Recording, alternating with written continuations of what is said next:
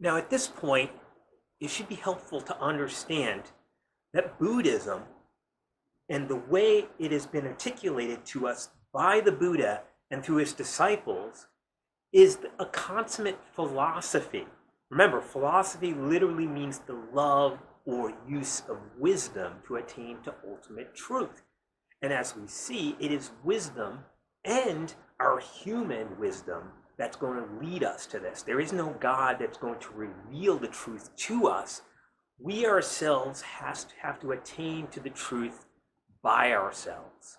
That, you might say, is a central principle of Buddhism.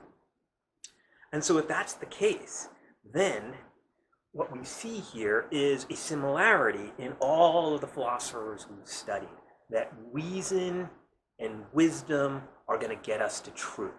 But now there's a crucial difference here. In the West, from Aristotle and Plato on, the use of logical, rational reasoning was seen as the main way to truth. And to reject rational, analytical, and logical thinking, conceptual thinking, is to reject truth, and therefore to not be doing philosophy anymore. What you see in Buddhism is that, yes, you should start with the logical and rational form of knowledge, because that will lead you to the door of truth. But if you stay there with that knowledge, it will actually lead you away from truth into greater forms of suffering. And indeed, if this is all you do, the claim that the Buddha makes and his disciples is that logical truth will make for more suffering. In fact, it is our rational thinking that is the source of all of our suffering. And that's what makes humans greater degrees of suffering than animals. So why is that the case? Well, let's think about rational knowledge. Rational knowledge is the kind of knowledge that goes logically from one idea to the next, doesn't it? It takes your idea of something and it says, here's what's included in that idea, rationally speaking. So, for example, you have an idea of a triangle. Well, when you have that idea of a triangle and you reason through that idea, what's included in that idea, you realize that a triangle must have three sides, that it must be a rectilinear figure totally enclosed, and that through that, what we see is that the interior angles of the triangle must equal 180 degrees, or two right angles. That's all from our concepts. So without a concept of triangle, you can't reason at all. Thus, all rational or logical knowledge focuses on logos or logos, which means language or words, the way we define things. And so defining, literally to define, means to separate out, to cut out. You cannot understand a triangle unless you can pick it out of a crowd from other figures. And so thus, rational knowledge requires a focus and a background. A focus and a background. Think of taking a selfie or a picture. Similar idea, right? Your camera, in order to take a good picture, requires to focus on one thing and make blurry everything else. Different focus, different picture. But knowledge requires that, right? Rational knowledge requires that you go, okay, that's a triangle. But you could take that same thing, say a purple triangle, and instead of calling it a triangle, call it a patch of purple. A triangle-shaped patch of purple. Now I have a different concept, don't I? And different things will follow from it. By calling it a triangle, I emphasize and make essential its shape. And I de-emphasize and can ignore its color, right? Because a triangle could be any color and still be a triangle. But a purple patch must be purple. It could be any shape, but it must be purple. So this is what pictures do. They draw some map and they help us in daily life. But the key about maps is it has to ignore most everything about reality and emphasize only the aspects that are useful or that are important for the reasoning process at that moment. And that's why the Chinese translation of this kind of knowledge is a symbol that's very apt to help us understand this kind of knowledge. What you have here is a target or a mouth, okay, a hole. And this is an arrow right there. And the idea of that kind of knowledge is what you have to do is focus on a target and then aim the arrow at that target and therefore concentrate on that segment of reality alone and ignore the rest. Now, by doing that, do I get at ultimate reality? I can't. Because the very process of getting at that segment through my concepts makes me a really good knower of that segment, but at the cost of ignoring infinitely other things. Thus, when I draw a map, I only want the roads that are going to get me to my destination, and therefore a good map doesn't have a lot of information, only the information I use. Therefore, logical knowledge was necessary to get me to understand the limits of rational knowledge.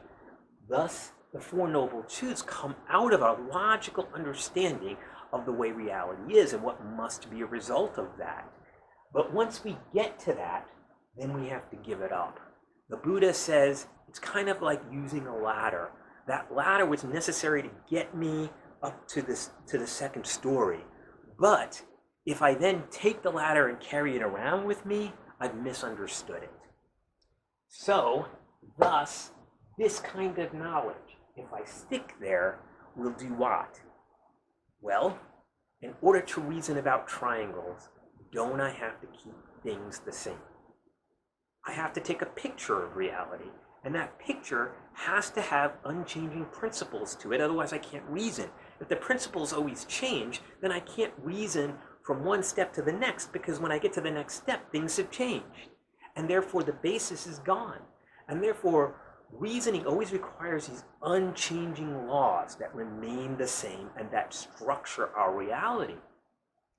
And therefore, it cannot be an accurate picture of reality. Because think about a picture. Take out your cell phone and take a picture of your loved one. Okay? That picture, the minute it was taken, is now wrong, isn't it? Because it froze in time a position, a state of that person, but reality is constantly changing.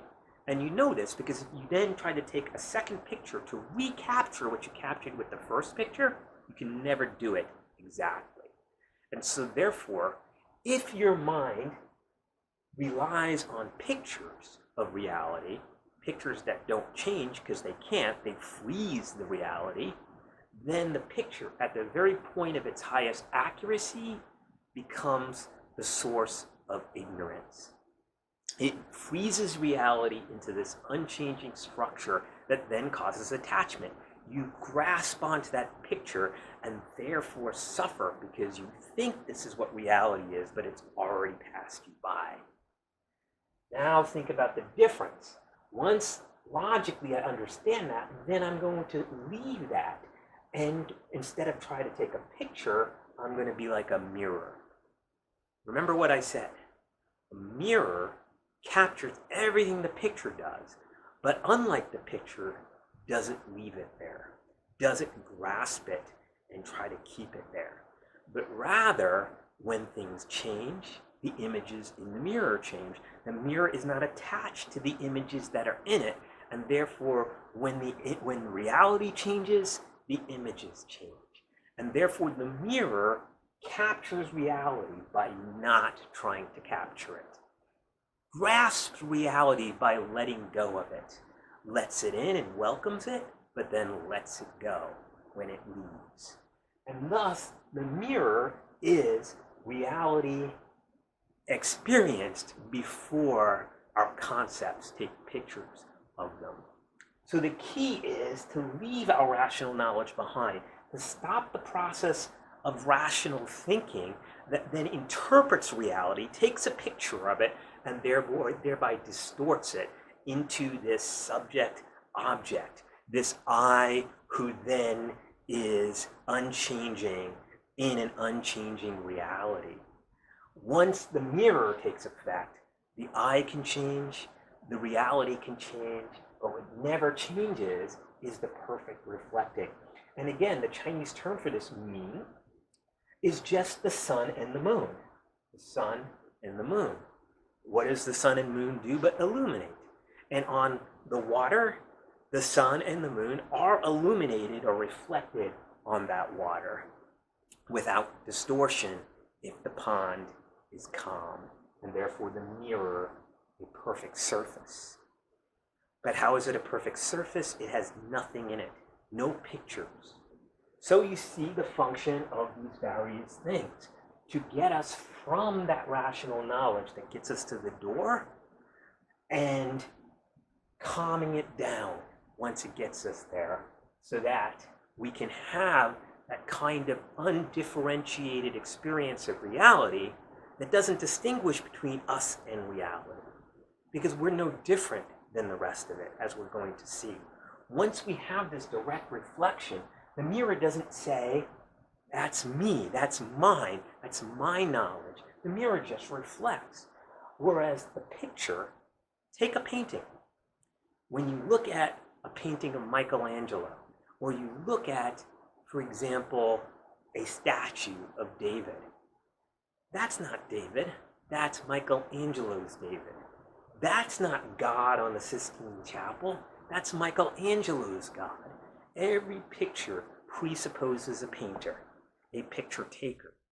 And therefore, every time I rationalize something, every time I grasp something with my concepts, and therefore take pictures of it, I must be around. And that's why Descartes says, I think, therefore I am. It's a natural consequence of rational thinking that there must be an I, a separate I, that is doing the thinking. But once I stop thinking, I stop picturing and painting and separating out and placing before my mind's eye the reality that I'm trying to understand, there is no separation. I don't say, oh, that's a dog until I've conceived of it. Before that, it's just a perception. It's just a sensation that doesn't distinguish between the feeler and the thing felt. Thus, the I is lost when the I stops thinking. And when the I stops thinking, there is no I, and therefore there is no sufferer. There's no attachment. The feelings go and they come. They come and they go, and therefore they don't affect me. Just like the images are reflected in the mirror, but never affect the mirror. So what we want to do next is explain how the various schools of Buddhism try to get us to this state of mirroring or reflecting. Each of them, it'll turn out, go through emphasize the various parts of the Eightfold Path, because all of them recognize that you cannot separate any of these from each other, that in fact each of these depend on the others. And so the question is, which of the parts to concentrate on? And then what we're going to do is we're going to talk about how that understanding, or that correct understanding, the highest wisdom, once it's achieved, is actually the highest compassion. And so the truly enlightened person is the most loving and compassionate person. And that is the Bodhisattva. And we're going to talk about that next.